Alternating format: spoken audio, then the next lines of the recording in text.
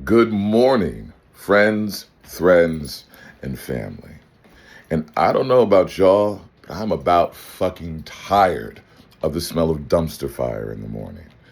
Not that anything that much crazier has occurred overnight. I mean, we have Cheeto Pennywise with his Nobel Appeasement Prize. We have that Cheeto Pennywise motherfucker threatening to invoke the Insurrection Act.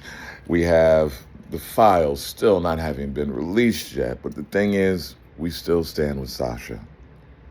We still stand with and grieve Renee Good. We see exactly what the fuck is going on. And frankly, largely we've had it up to here. I've spoken before about that 3.5%. I think we're pretty much there, which means now all we got to do is turn up the heat, right?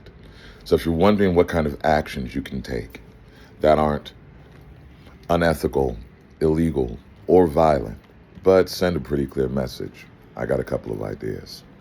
One, as far as continuing to amplify the story, the testimony of Sasha Riley and the other survivors, there's a relatively simple tactic. Flood the offices of these elected officials with phone calls and faxes. And I don't mean a polite, well, I'm concerned about it. No, I'm talking about blow these motherfuckers' phones up like Beyonce and Taylor Swift are going on a once-in-a-lifetime joint tour. And they have the last fucking tickets available. And you got to be calling 100. Y'all know what I'm talking about. Keep their phone lines busy.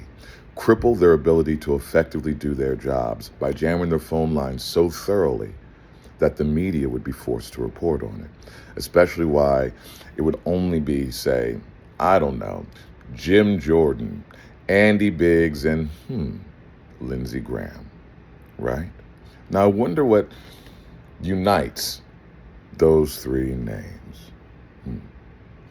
And in case you need a little assistance, I'll make certain to include all of those pertinent phone numbers in a link right after this video. Now, as far as standing strong and in solidarity with Minnesota and Minneapolis, and ideally forcing ICE to ultimately pay for what they did, because, again, I mean, it's almost become cliche at this point, but really, fuck ICE. So, since some kind soul was generous enough to let us have the list of ICE agents, revealing that the majority of them were Proud Boys or January 6th motherfuckers, meaning they've never been on the right side of history, which means I have very little compunction about what I'm about to say. The key to that ICE list is using the information intelligently and responsibly, but also nonviolently. And the best way to melt ice is with salt. Seek out their families. Alienate them from the community.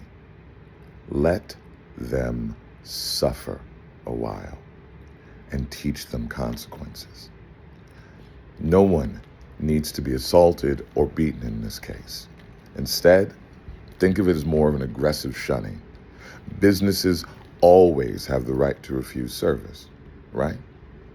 So what you gonna do if your friendly neighborhood grocery store doesn't want to serve you because you're fascist adjacent? Sucks to be you.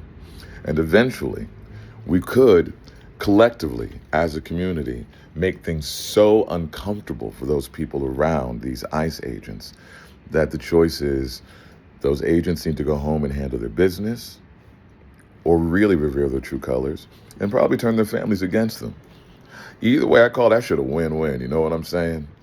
Point being, there are ways that we can utilize this information that are non-violent, but effectively turn up the pressure because, while it isn't something I thought I would have even suggested a day or two ago, the stakes are being raised constantly. And the quicker we can strike back in a way that doesn't require violence is a day sooner for us claiming victory. I know you're tired. I get it. We all are. But we are all in this together. I stand with Sasha Riley. I stand for Renee Good. And most importantly, I stand with and for all of you.